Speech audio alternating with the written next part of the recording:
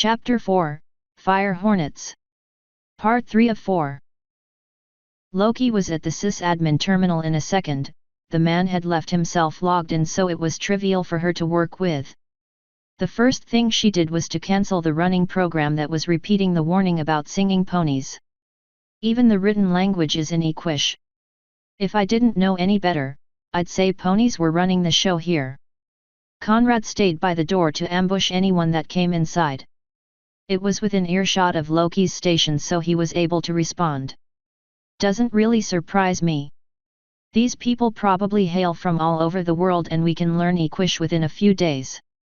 It makes sense they would make it the unified language here. He glanced at the sputtering crystals on Alexia's back. That has got to be the stupidest thing we've ever done. Loki nickered in response. It worked though. No one raised the alarm, and now the guards are busy scratching their heads. Toon couldn't stop staring at the purple stallion's broken corpse lying on the cold ground. She may not have delivered the final blow, but she was the herd's alpha. She alone was ultimately responsible for their actions, especially when on assignment. We killed a pony. Crimson nodded to the others to keep working and let her handle this. The pale yellow mare walked up to the silver one and nuzzled her. He made his choice. He chose to work with these cultists who are trying to commit specieside. I say good riddance. The Alicorn hung her head a little, her voice became soft. I guess it would be hypocritical of me to wish no harm to my fellow ponies when I've been clamoring for equality with humanity after all. That it would, Crimson replied with both steel and sympathy. But you're a politician, so I guess hypocrisy is just par for the course. Way to make me feel better, Alexia managed a choked laugh despite herself. She's right though. None of the ponies I saw along the way look as if they are being mistreated, and some of them were even throwing jokes around the lunch table with those red-skinned bastards. What disturbed her most of all was that at least half of the ones she saw in passing had their cutie marks. There's nothing I can do for them. Even if I were to try and leverage my Alicorn magic to convince them to switch sides, I can't do anything for those with their marks. They found purpose and a will to live in the act of extinction. Crimson felt a wash of cold air radiate from the Alicorn, and she took a step back. She noticed Toon's horn was inactive, but she knew the chill was the Alicorn's doing. The silver mare's stature became stony, and her jaw clenched in boiling fury. The Mayans, she could at least say, were mentally corrupted by the plague, but the ponies were a different matter. She saw no evidence of coercion or even mistreatment. Hell, they're even using our language to help coordinate their efforts. Our language! She shouted in her mind. Before the Alicorn could give voice to her rage, Loki chirped a musical note at finding the facility's purpose. This place is definitely a biolab, that's for sure. Let's see what you people have been doing exactly. The other two mares walked over to see. Toon's hate was not directed at her mates, and was loath to lash out at them. Crimson glanced at the data, but it was too far outside of her expertise to know more than that. The base's focus of study was pathology. If I had to guess, this might be the place where the Mayan plague was engineered. Probably right under the Algerian government's nose. That or the officials were bribed to look the other way, Conrad suggested from his post at the door. Loki scanned for recent activity. A large flurry of data appeared on screen. Here we are, the primary lab's main project. Loki had her laptop sitting on the desk and promptly gathered a connector wire from her harness and slotted it into both computers to start copying everything. The text was beyond any of them, but the video recordings were plain for all to see. Human captives were seen thrashing inside water-filled tanks as their bodies warped and changed. Most of the recordings were marked as failures. The mutations were unusable or deformed from the intended design. All of it was gruesome to watch. It was not until some of the unicorn scientists started infusing the viral particles with mana that the test subjects' changes were more thorough. With the abundant energy that mana provided, what were once a few alterations that used to barely cover something the size of a forearm could now encompass half of the body before the rapid changes ceased.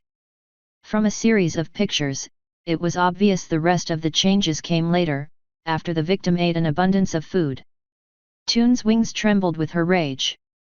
To her, it was as if the Mayans and their equine allies had taken everything Trinity and its inhabitants stood for and twisted it into a horrific mockery of her new hometown. If Alexia could have been called slightly miffed before, now her fury was boundless. Her eyes started glowing with an angry azure. She needed to vent, and the first thing that came to her mind were the 3 corpses of the network administrators. The herd looked at her and then the corpses as they were encased in azure and were levitated 2 feet off the ground. With a roar of hatred, Alexia used an inversion of her Pegasi magic and created a singularity at the center of each corpse and crushed the bodies into lumps of meat that became small and smaller as she increased the gravity. The sound of cracking bones and squelching fluids filled the room as the objects of the alicorn's hatred were squeezed tighter and tighter until they were no bigger than a billiards ball. Not a drop of gas or liquid escaped her gravity spell. She wasn't done.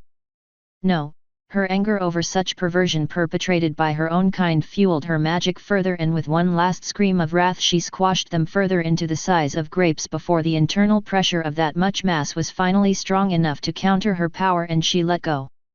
Toon barely managed to shield her face with a wing before the 3 pieces of compressed meat exploded back out, showering the room in blood, while 3 pieces of ruined meat dropped to the floor in pieces.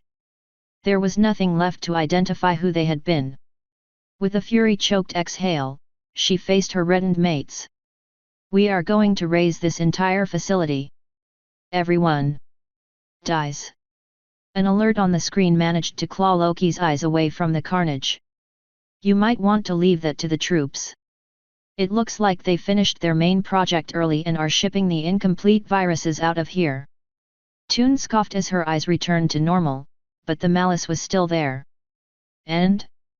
We can just get a message out to Mercer to have him intercept the trucks." Loki shook her head as she read the orders. "They aren't stated for the trucks. There's a second part of the facility to the north that's on a different closed network. I can't access it from here and I can't reroute the virus containers. We need to get down to the lab itself and try to destroy them before they're moved. If the second exit is too far away, the bush may not be looking in a wide enough area to intercept it." Crimson was eager for a reason to ignore the blood covering both the room and her fur. She pointed a hoof at the background of some of the pictures. "Plus there has to be some prisoners around here somewhere. I bet you the captives and the other supplies were being shipped in from that location." Alexia's fury simmered for the moment. She would have her retribution, but her responsibilities as team commander pushed themselves far enough to the front of her mind that she was able to remain somewhat logical. "Can you get us down there?" Loki tapped a few more commands and a keycard writer blinked a green light. The hacker opened several drawers to find a box of blanks and found them in the bottom drawer. After inserting it, the machine took a few seconds to work before spitting back out again. "Right here. Every floor below us has key codes as well, so I locked all of the door codes to 1 2 3 4 5. A memento I left behind for their stupidity." "Good, set the house up for the cavalry." Alexia faced Crimson and pointed a wing at the computer's microphone. "Get a message out to Mercer. Tell him to get the paratroopers over here to clean house, we're going after those canisters. And I will destroy anyone that gets in our way."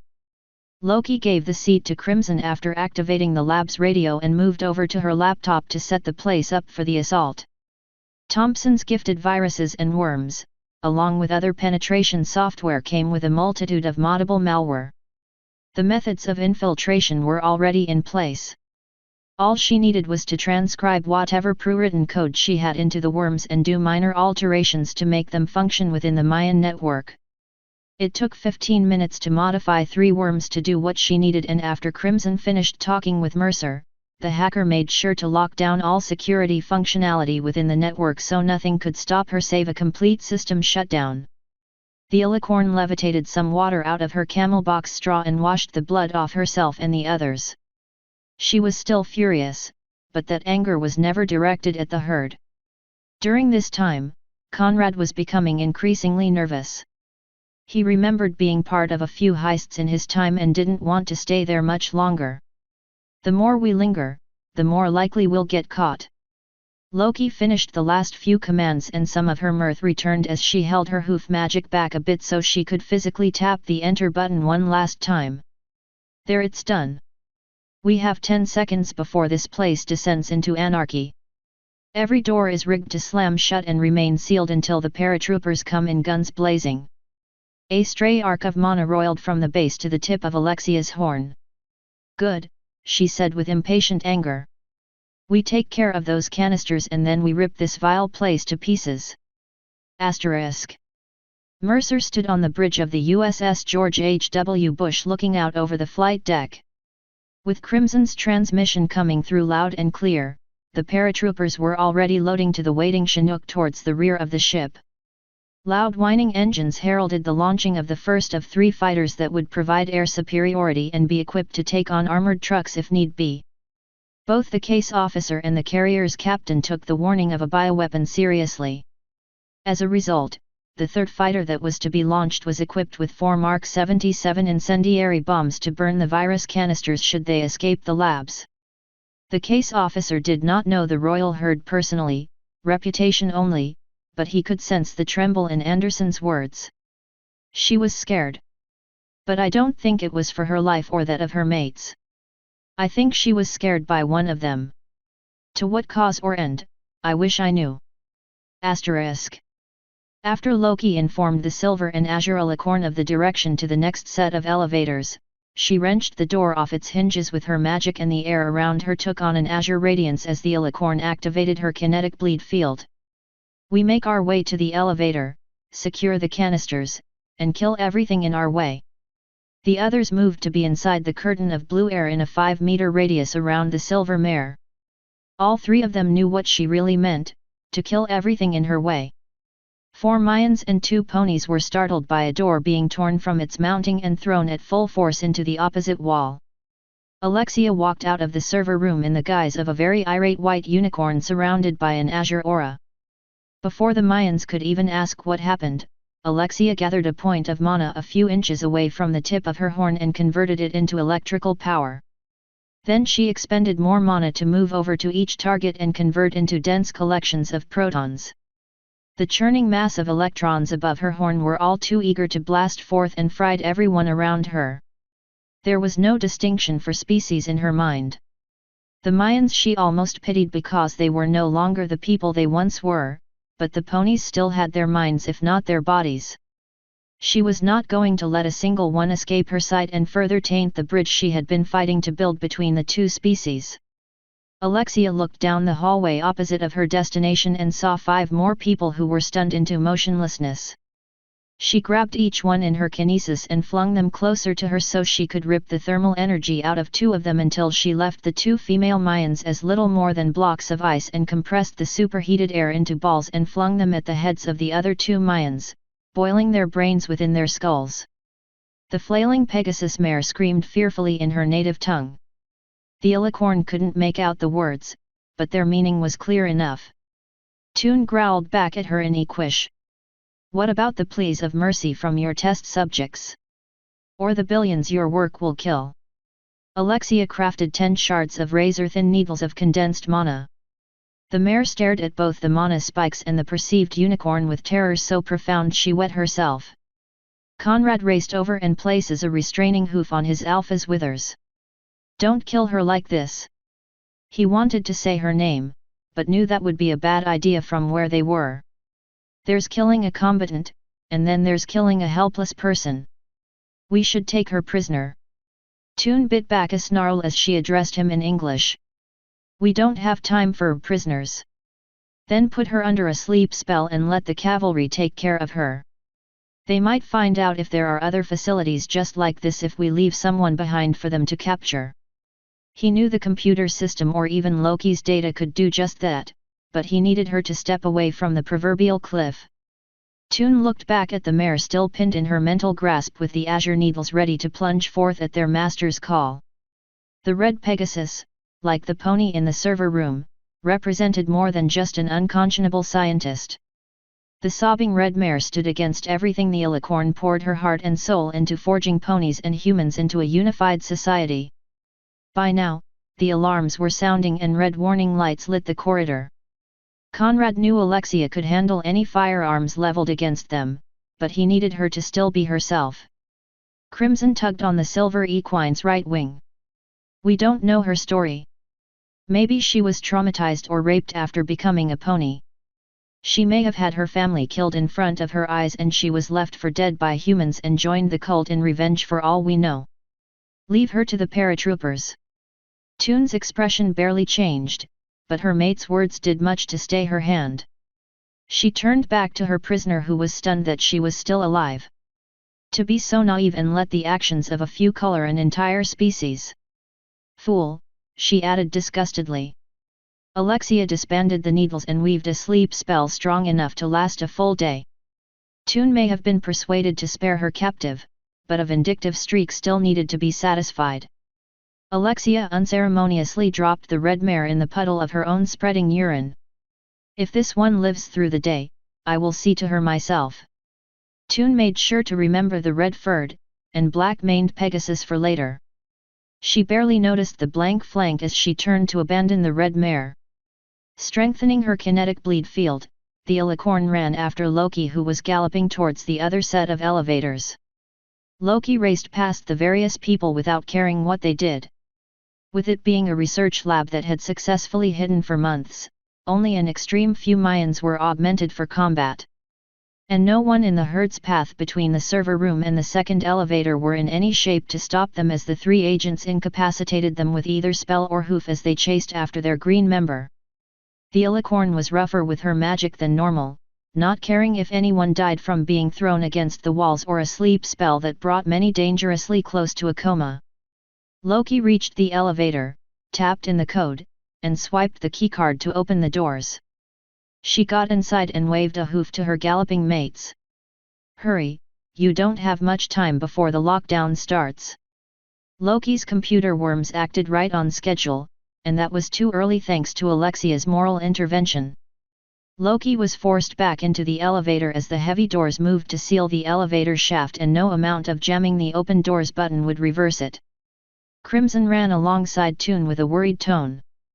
We can't make it inside now. Yes we can, Alexia shouted as her horn lit up. Loki jumped to the side of the wall to give them space and right as the doors shut, Alexia's teleport activated and the three other members of the group made it inside. However their momentum followed them in and all three slammed against the far wall. Loki quickly tapped on the inside keypad and swiped the card again before pressing the correct button to begin their descent.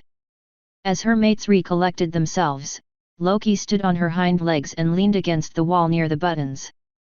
Hell of a time to have a crisis of morality, boss mare. I never expected you to have one of that caliber though. The alicorn huffed indignantly and sat on her haunches while the others spread out. Had she been more attentive, she would have noticed Loki's joviality was hanging by a thread. I don't care what her reasons are. That mare, and every pony out there is just one tabloid cover away from ruining everything Trinity has done over the past 2 years.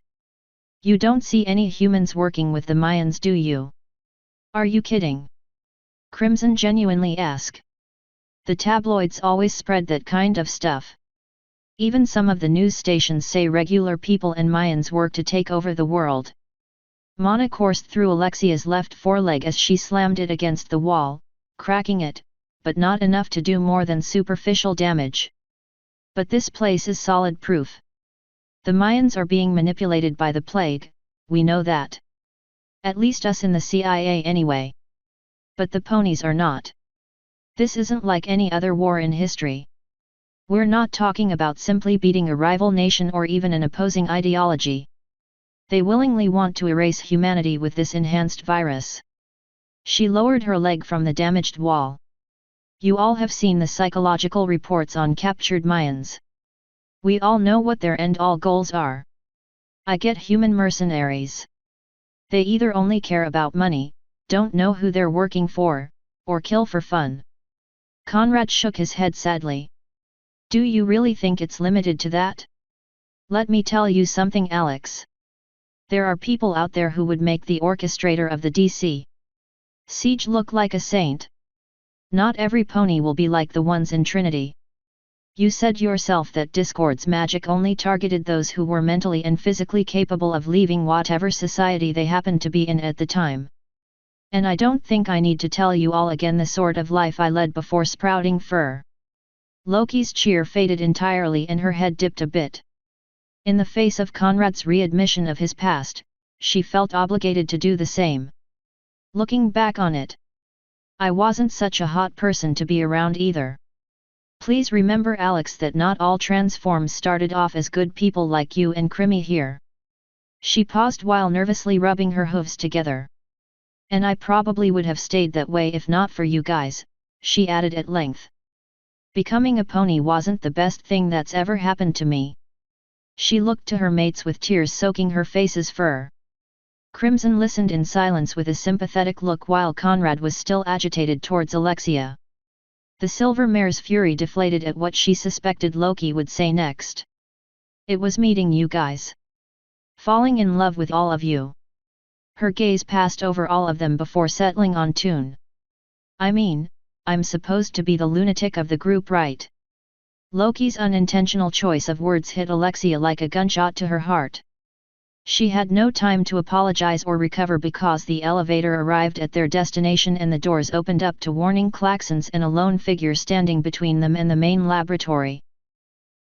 The way the Mayan stood in the center of the hallway, with his hands tightly clasped behind his back and his otherwise loose posture within his white lab coat, spoke of a man who believed what he was facing was a threat to his work, but not to him personally.